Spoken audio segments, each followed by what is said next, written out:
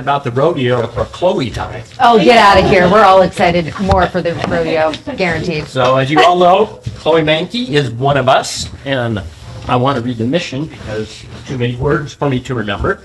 She is a development director with Friends of the Children Central Oregon. Their mission, impacting generational change by empowering youth who are facing the greatest obstacles through relationships with professional mentors, 12 years plus, no matter what. So with that, jump, Chloe. Woo! I love a good jump. All right, we had some technological issues, so we're pivoting. But this is a good news mainly situation. This will be an unconventional. Feel free to raise your hand, ask questions. I'm not going to have the very cute, sweet, amazing photographs up, sadly, because my laptop is not working with the computer, with the screen. But I want to start off with showing you guys a little bit of the behind the scenes. I want you to meet our executive director, Rachel Cardwell, and some of our friends and children. And so this is under 5 minutes. But this is great for setting the stage for some of the things I'm going to discuss in a few minutes. So let's hope and pray this works. Connecting kids to professional mentors for 12 plus years. Our work begins with ACEs, adverse childhood experiences, or traumatic events that can shape a child's psyche and often serve as predictors for their future health. This is Mandy. When we met Mandy, she was living in poverty. Her parents weren't together because Mandy's dad had gone to prison. Mandy and her sisters had had multiple reports of physical and emotional abuse, leading to severe behaviors at school and suspected mental health diagnoses. Mandy was often neglected, and we worried that Mandy's mom struggled with substance abuse. That gave Mandy a potential ACE score of 7, making her future pretty bleak. Statistically, kids with this ACE score will have a lifespan that is 20 years shorter than their peers. There have been decades of research on kids like Mandy, all aimed at identifying interventions that can change their trajectory and deliver them to adulthood with resilience and confidence. While there are plenty of ways to help, the research continues to prove that the single most effective intervention for kids like Mandy has always been this: a long-term relationship with a caring and stable adult. Enter Kelsey. Kelsey is Mandy's friend. A friend is a professional mentor whose full-time job it is to spend time with Mandy and other kids in our program, working on academic and social-emotional skills. These two spend 4 hours a week together, every week. Half of that time, Kelsey is in school with Mandy, playing a critical role as an advocate for Mandy's education. The other half is spent in community. Kelsey teaches Mandy how to solve problems, regulate her emotions, and identify her spark, that unique gift within her that the world needs. Today, Mandy is on her way to thriving. Kelsey has continued to be a stable role model for Mandy, helping her with her reading, learning how to problem solve and persevere through challenges at the rock climbing gym, and taking her to the movie theater for the first time in her life. Most importantly, Mandy loves and trusts Kelsey. We made a promise to Mandy that we would always have a trained professional mentor like Kelsey for her for 12 plus years, no matter what. Our program has been making that promise to thousands of youth across the country for nearly 30 years, and that promise has yielded extraordinary results. 83% of youth enrolled in this program graduate from high school, and 92% go on to one of the 3 E's: education, enlistment, or employment. 93% avoid interaction with the juvenile justice system, and 98% avoid becoming parents while they are still children themselves. It's those 4 outcomes that prove this model works. We are breaking the cycle of generational poverty for thousands of children in our country, connecting them to better futures than the situations we find them in. There are a lot of good and altruistic reasons to invest in our program, but there are practical ones too. An analysis by the Harvard Business School Association of Oregon estimates that helping just one child through our program can save our community over $900,000. Instead of perpetuating cycles of violence and poverty, which have substantial social system costs, children in our program become leaders in their communities and successful in their chosen careers, causing a ripple effect on their siblings, peers, and most importantly, to their own eventual children, breaking the cycle of generational poverty for years to come. Your gift makes you a part of our story beginning today. Together, we can rewrite Mandy's story.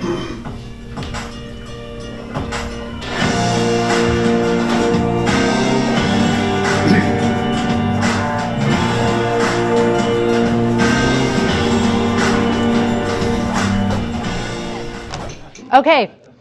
Thank you for bearing with me since I don't have slides. That was my visual. So I'll try to be more entertaining just because we don't have cool visuals, and I'm going to follow along kind of rudely from my laptop just so I don't lose my own train of thought.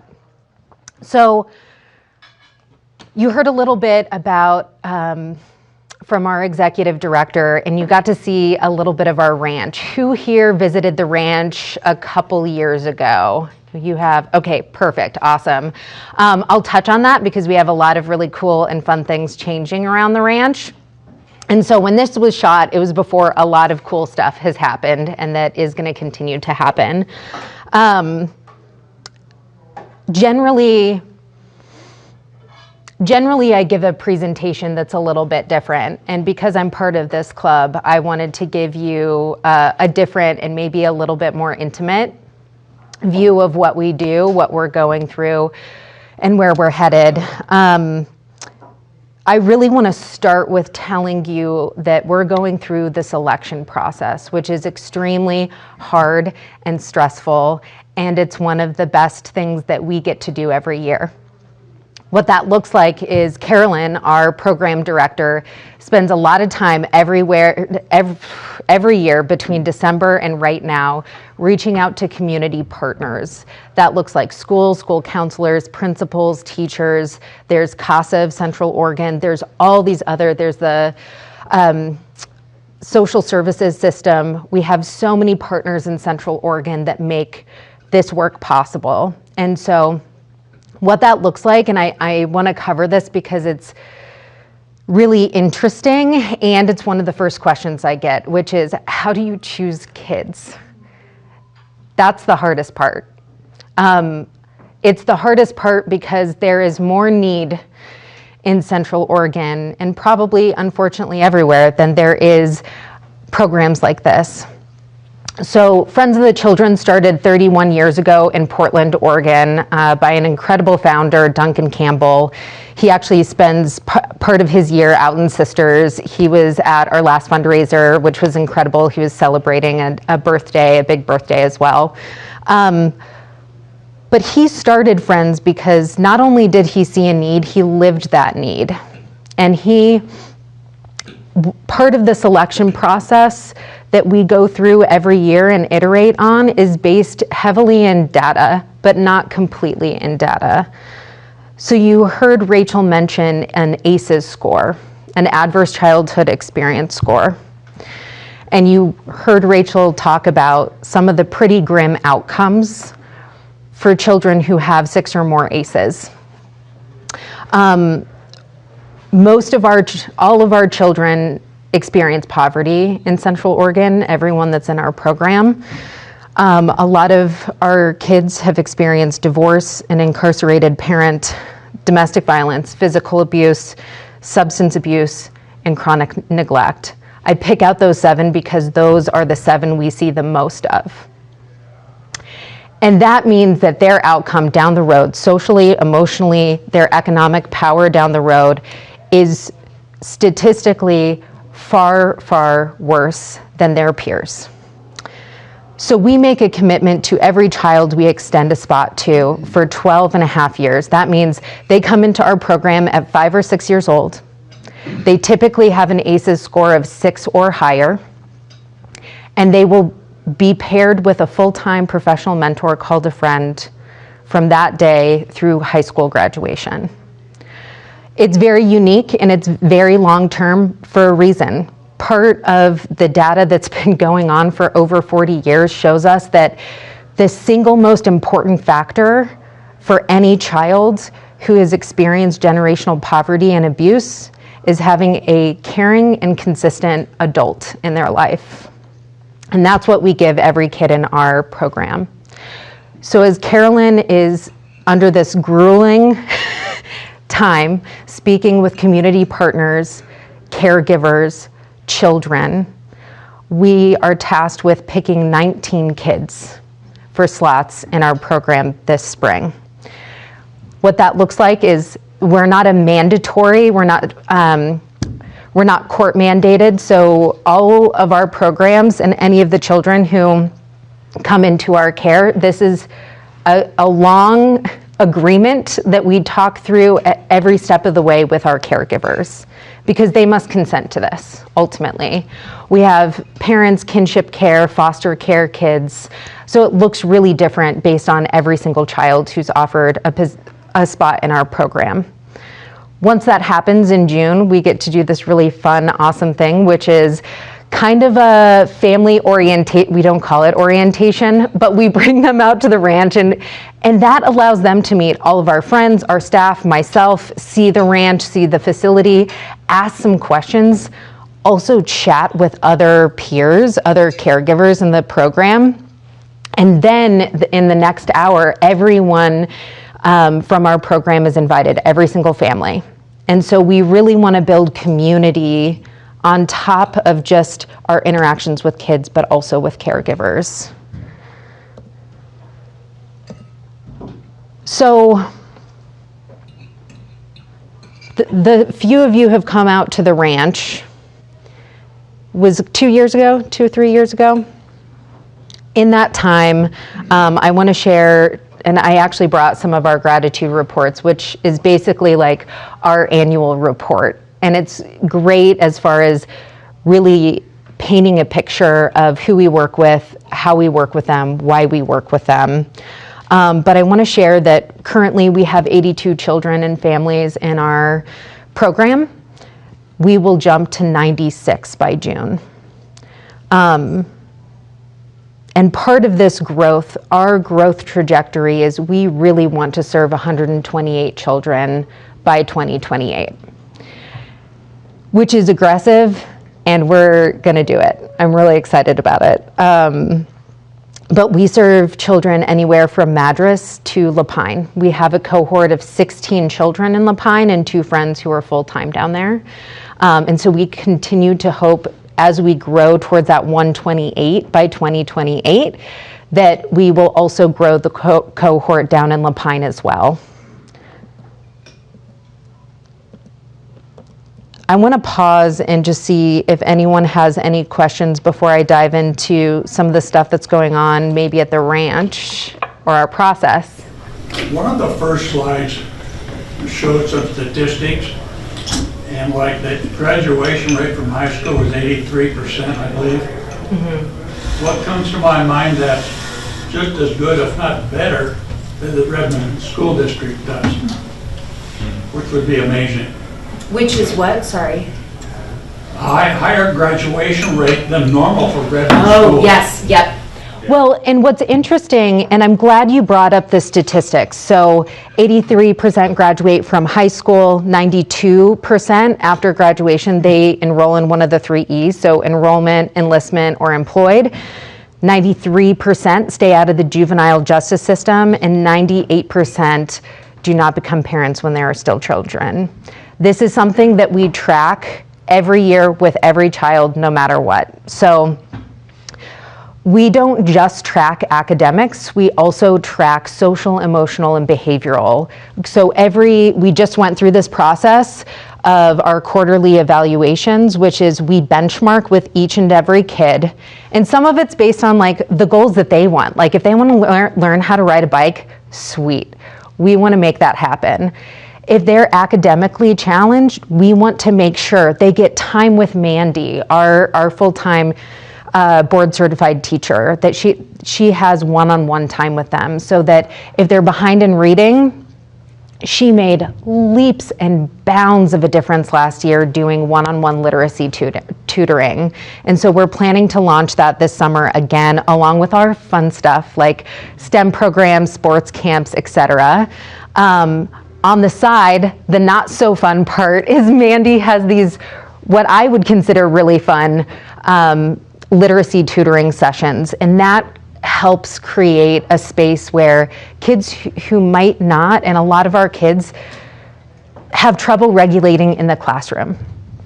And sometimes the classroom isn't the best environment for them to learn or want to learn.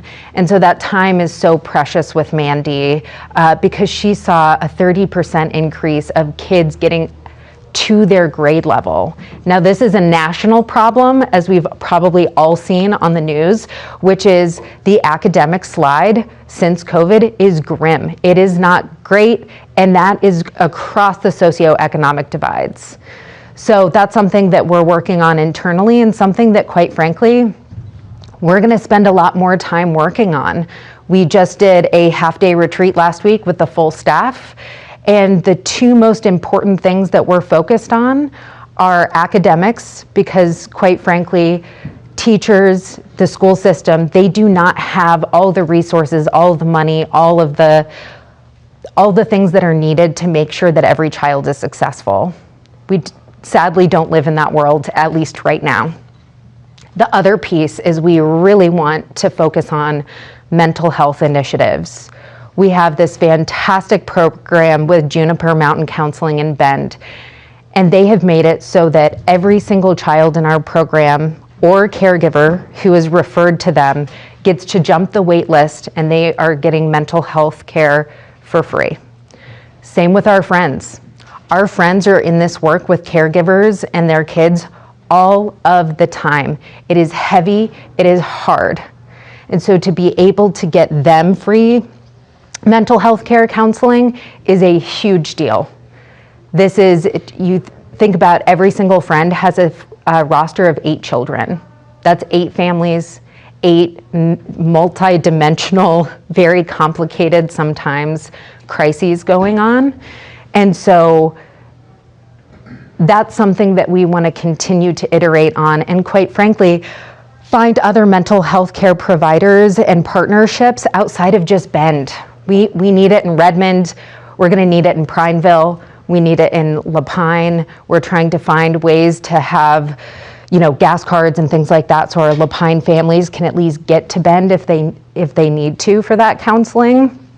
But those are some of the barriers living in a rural place like we do that we're up against. What's the age range, like the earliest to when they age out? So all of our kids start our program at 5 and 6. Our oldest cohort just turned 13. So we have burgeoning teenagers, and it's terrifying. It is so scary. I go out to the ranch on Wednesdays, and actually, I love that I get to see y'all on Wednesdays because I'm coming off a full staff meeting. So you saw Kelsey and Mandy featured in this video. I was just talking with Kelsey about Mandy just 2 hours ago, and talking about going to the rodeo, obviously. I was like, let's get the kids free tickets. We got to do it. We got to go. So we're working on that this afternoon. But those 13-year-olds, we're very lucky that the chapters started in Portland 31 years ago, because there are so many other chapters, like Klamath Falls, for example, that have been around for over 20 years. They've had middle schoolers, they've had teenagers, they know what needs to happen and what other resources need to be provided to meet that need where those kids and those families are. So Yeah, we're gonna have a lot more littles coming on, as we do every spring, but our older kids are getting older all the time, and it's crazy. I'm a little afraid of them, to be honest. Every time I go out, I'm like, oh gosh, I gotta fix my hair. Am I wearing cool shoes? It's stressful. Barb? Maybe since we're getting close to time, you could talk about what we could do, as individuals, to help out with Friends of the Children. So a lot of different ways to get involved. We'll have our annual ranch cleanup day on May 3rd. That's a Saturday. That's 10 to 2, and we provide like pizza, and it's pretty casual. Like, it's half work, half community. So to whatever degree you want to participate or just be a smiling face. We have our big annual abundance dinner and auction that will be on our ranch again this year. That's September 18th, which is a Thursday. Would love to have y'all there. If you want to volunteer before, during, or after the event, let me know. I can provide all those dates and details. But it takes a village, a pretty robust village, to make that happen in September. So we're really excited about that. Obviously, if you ever want to write us a check, I would love it. But that's not just the only thing we need. We really need a big caring community that's just aware of what we're doing, why we're trying to do it. And if you ever have anyone who might be interested in this work, please let me know. And I yield my time. Gosh, I'm such a talker. One other thing. Yeah. Josh, you've been really involved with this group. You and Jen, I don't know, you got anything to say? No, it's a great group. I mean, it's a great organization. I strongly believe in it, and it's a proven process. Read Duncan's book. They'll give you, they'll you bring the book. I have copies of Duncan's book in my car, and it's actually a very good The read. book, you'll understand kind of the ins and outs of why he started the organization and how it's progressed. Yeah. It's a fabulous story. And yeah, I mean, I was on the development committee long before Chloe was even around here. It was, you guys probably remember Penny from Oh, yes. long time ago. She was like 2 or 3 before you, I think. I know, I think so too. But I worked with Penny really closely on the development committee, and then my wife just served on the board the last couple of years, and she's no longer. But no, we strongly believe in the organization. We're donors and all the things. So. And thank you. And I paid him to say that. No, I'm kidding. Thank you. I appreciate that. Absolutely. All right, well, thank you. I appreciate it. This is great. There we go. Your own personally designed. Smile, Ron. Hi. Even though I have like all these things that I barely Thanks, look Chloe. at. Appreciate it. All righty. Thank you.